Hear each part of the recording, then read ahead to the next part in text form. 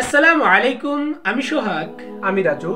আজকে আসলে আমরা যে ভিডিওটার বিষয়টা নিয়ে আলোচনা করব সেটা হলো যে the real reason Andrew Tate believe in Islam. মানে এন্ড্রিউ টেট নামে একজন জনপ্রিয় ব্যক্তিত্ব আছে, সে হচ্ছিল ইসলামের প্রতি যে তার যে বিশ্বাসটা আসলো, এটা কি কারণে ভালোবাসাটা আসলো বা বিশ্বাসটা আসলো, সেটার আসল কারণটা কি, সেই কারণটা আমরা দেখব।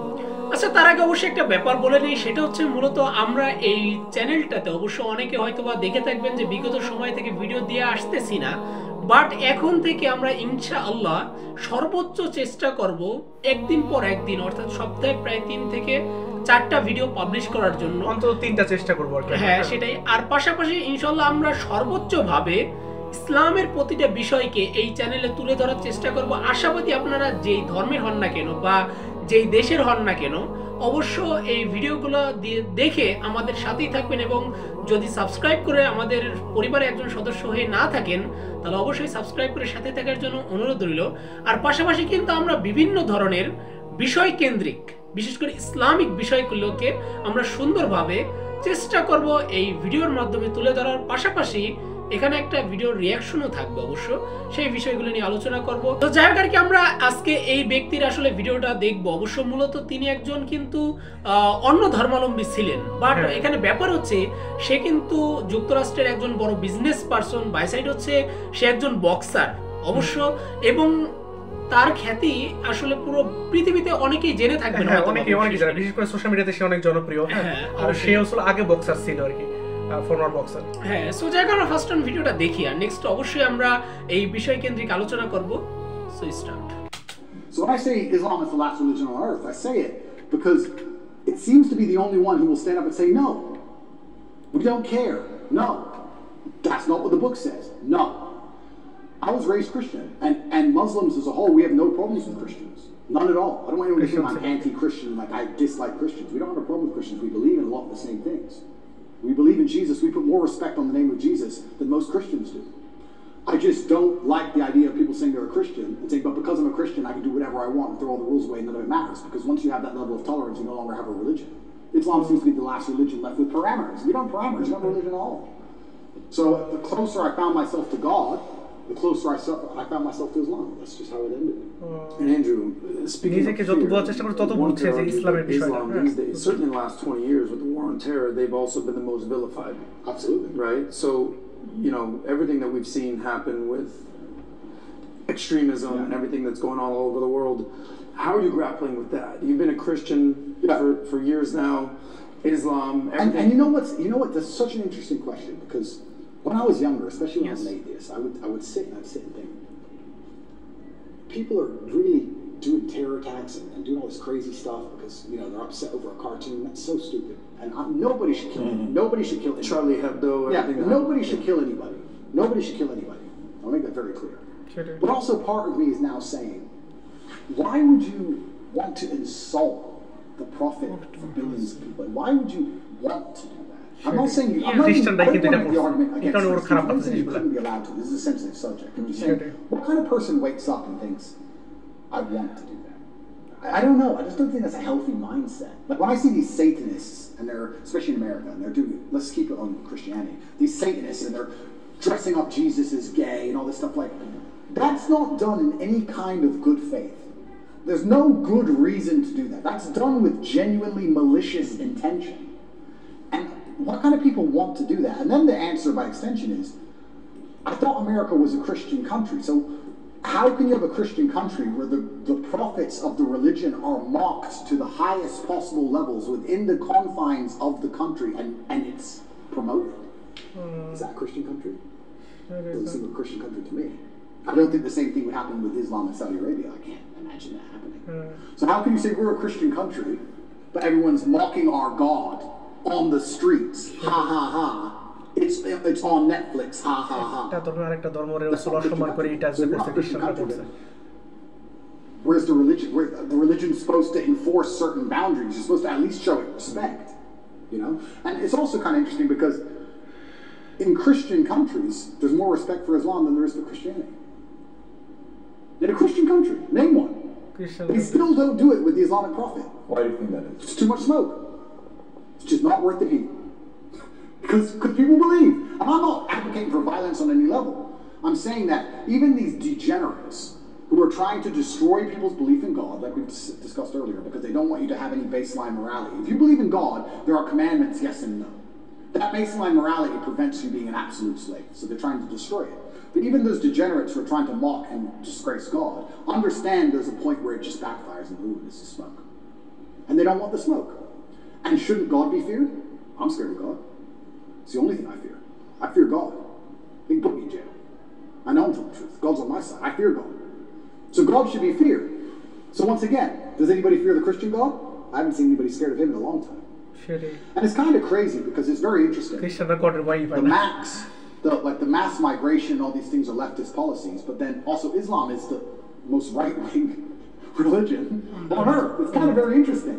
I grew up in England, and I grew up in Luton, which is a town which is it's a huge Islamic community. And there was a bunch of English people who were complaining about there's too much immigration, we're losing our culture, and I understood their point absolutely. But these are the same people complaining about all the left-wing LGBT in schools and all these issues. And I was like, the only allies you have against this are the Muslims. They're the only allies you have in any of this. The Christians don't protest against any of this stuff. The Christians don't. There's very few Christians who will get up off their ass and complain. In fact, I saw on Twitter yesterday, one of the churches was lit up in rainbow. I have nothing against gay people. I don't care. And that's actually another point I want to make into about this thing. I think most people don't care, and I think that bothers them. Have you ever had an argument with a girl, and she's like stropping around the house, she's huffing and puffing, and you just don't give a shit? So she has to keep upping the ante till you eventually go, what's the problem? Because she tried the low-level stuff, and you didn't care. I kind of feel like this has a remnants of that. I'm gay, cool. I want to get married. I want to wave my dick in your kid's face. Whoa, whoa, whoa, whoa. It's like, whoa, whoa, whoa, whoa. I feel like they tried to annoy us, and we're like, we don't give a shit. Do whatever you want. Be a person. We don't care. And now they're like, okay, well, we have to get to a limit where they have to react. Yeah. We want attention now. We want them to care about What's the right move on that? Well, that's the point. যদিও ভিডিওটা মাঝখান থেকে শেষ হয়ে গেল, কিন্তু তারপর আমরা যতটুকু বুঝলাম যে সে আসলে আমি যতটুকু বুঝলাম সেটা হচ্ছে সে নৈতিকতার কথা বলছে। সেই নৈতিকতার দিক থেকে সে ইসলামটাকে চুজ করছে, কারণ খ্রিস্টান ধর্মের নৈতিকতার বিষয়টা খুব কম মানা হয়। হ্যাঁ, আর নৈতিকতার মধ্যে কিন্তু অনেক বড় একটা বিষয়, কারণ আমি যেই সমাজে চলতেছি, আমি যেভাবে চলতেছি, আমার নিজের মধ্যে কিন্তু একটা নৈতিকতা থাকা দরকার, তাই না? একটা নীতির মধ্যে থাকা দরকার, একটা নিয়মের মধ্যে থাকা দরকার, নিয়ম কানুনের মধ্যে। নিয়ম কানুন ছাড়া কিন্তু দুনিয়া চলে না, কিছু চলে না। কারণ আমরা যখন একটা নিয়ম কানুনের মধ্যে থাকবো, একটা রীতি অনুযায়ী চলবো, একটা নিয়ম অনুযায়ী চলবো, তখনই কিন্তু আমাদের জীবনটা সুন্দর হবে।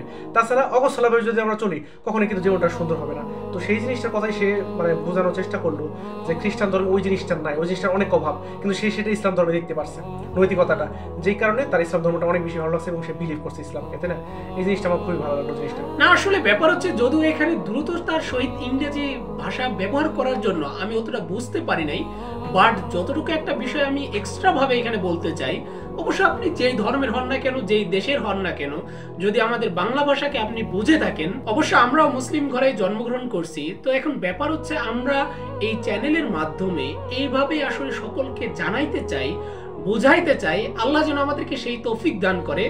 এই জন্য অবশ্য আশা করি আপনারা আমাদেরকে সাপোর্ট করবেন। বাইসাইড বলবো যে অবশ্য 1400 বছর আগে, 1450 হবে, আমাদের নবীজি প্রফেট মুহাম্মদ সাল্লাল্লাহু আলাইহি ওয়াসাল্লাম তিনি যেই বিষয়গুলো আমাদেরকে বলে গেছেন, এই বিষয়ের কেন্দ্রিক আলোচনা করবো অবশ্যই, যে এইখানে যে নীতি নৈতিকতার ব্যাপারটা বলা হয়েছে, এই লোকটা যে বলল সুন্দরভাবে, অবশ্য একটা যদি দেখেন আমরা, সেখানে দেখা যায় যে আমাদের নবীজি কিন্তু অবশ্য বিভিন্ন হাদিসের কিতাবের মধ্যে কিন্তু নবীজি সুন্দরভাবে এই বিষয়গুলোকে ব্যক্ত করে গেছেন যে নবীর সুন্নত অনুযায়ী যদি কেউ জীবনযাপন করে, তার জীবনটা কিন্তু সুন্দরময় হবে।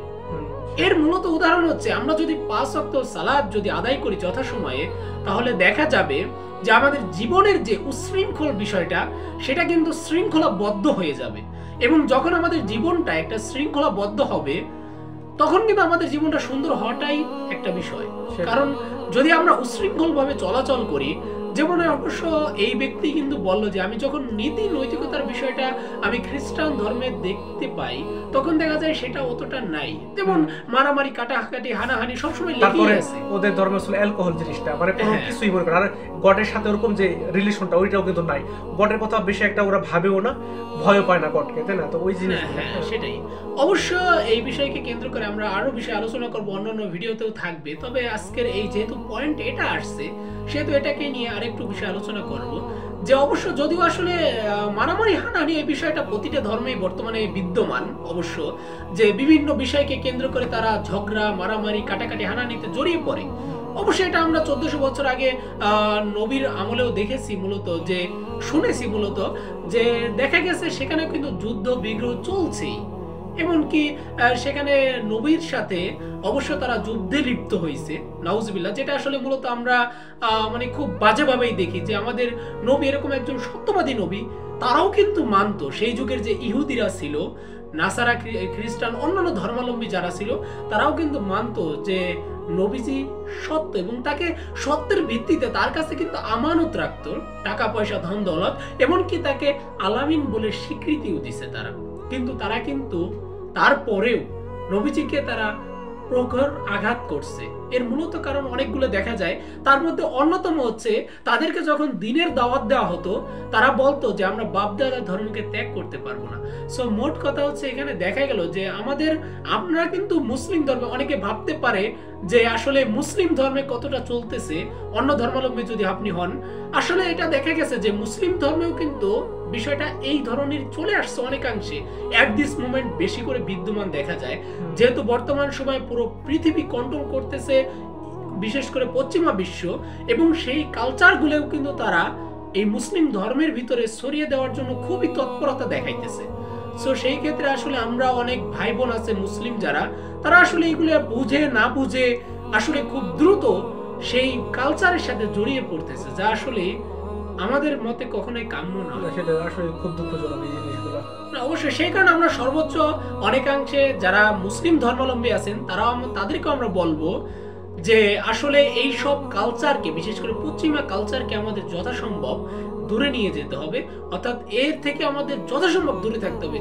যারা আসলে পরিশেষে এটাই বলবো যে বিগত কয়েকদিন আগে অবশ্য দেখলেন যে কয়েকদিন হয়েছে জাস্ট যে 31 ডিসেম্বর, মানে হ্যাঁ সেটাই মূলত বছরের শেষ দিন, সেটা অবশ্য পশ্চিমা কালচারে কেন আমাদেরকে উদযাপন করতে হবে? সেটা আমাদেরকে উদযাপন করতে হবে এশার সালাত আদায় করার মাধ্যমে, সেটা উদযাপন করতে হবে আমাদের বিগত বছর যেটা চলে যাচ্ছে, আমাদের জীবন থেকে কিন্তু একটা বছর চলে যাচ্ছে, সেটার জন্য আমাদের খুব বেদনাদায়ক অবস্থায় আল্লাহর কাছে রোনাজারি করতে হবে, আল্লাহর কাছে চাইতে হবে যে আল্লাহ আমরা বিগত সময় যে ভুলগুলো করছি সেগুলো আমাদেরকে ক্ষমা করে দেন, এবং সামনে আগামীতে যেন ভালোভাবে আগামী দিনগুলো আল্লাহ আমাদেরকে সুস্থতার সহিত নেক হায়াত দান করে এবং সুন্দরভাবে আগামী দিনগুলো আমরা পরিচালনা করতে পারি, আগামী দিনগুলো দিনের পথে থাকতে পারি এবং দিনের খেদমত করতে পারি। বাই সাইড অবশ্য দুনিয়াতেও যেন আল্লাহ আমাদেরকে হ্যাপি করে, সেদিকে আমাদের খেয়াল রাখতে হবে। অবশ্যই সেটাই। সো যাই হোক আর কি, মোট বিষয় এটাই বলার ছিল যে অবশ্য আপনারা যে রাষ্ট্রের যেই ধর্মের হন না কেন, অবশ্যই আপনারা বোঝার চেষ্টা করুন, মুসলিম ধর্মের হলেও বোঝার চেষ্টা করুন, কারণ আমরা যে বলছি যে মুসলিম ধর্মের সকলেই মানে, বিষয়টা কিন্তু এরকম নয়। আমরাও কিন্তু সর্বোত্তমভাবে মানার চেষ্টা করলেও মানতে পারতেছি না, অবশ্য চেষ্টা চালিয়ে যেতে হবে, অবশ্যই তাওয়াক্কুল রাখতে হবে আল্লাহর উপর। তো যাই হোক, মোট কথা হচ্ছে যে আপনারা আমাদের জন্য দোয়া করবেন, আমরা যেন সর্বোত্তমভাবে দিনের খেদমত চালিয়ে যেতে পারি, এবং এই ভিডিওটার মাধ্যমে আপনাদের মাঝে সর্বোত্তমভাবে চেষ্টা করবো সব বিষয়গুলো তুলে ধরার। অবশ্যই চ্যানেলটা সাবস্ক্রাইব করে সাথে থাকবেন, আর আমরাও অবশ্য দোয়া করবো যে যারা মুসলিম ধর্ম আছে তারাও যেন সর্বোত্তমভাবে মানতে পারি বিষয়গুলো, এবং যারা অন্য ধর্মাবলম্বী আছে তারাও যেন বোঝার চেষ্টা করি অবশ্য বিষয়গুলো। সো যাই হোক, আজ দেখা হচ্ছে নেক্সট টপিকে। সো আলবিদা।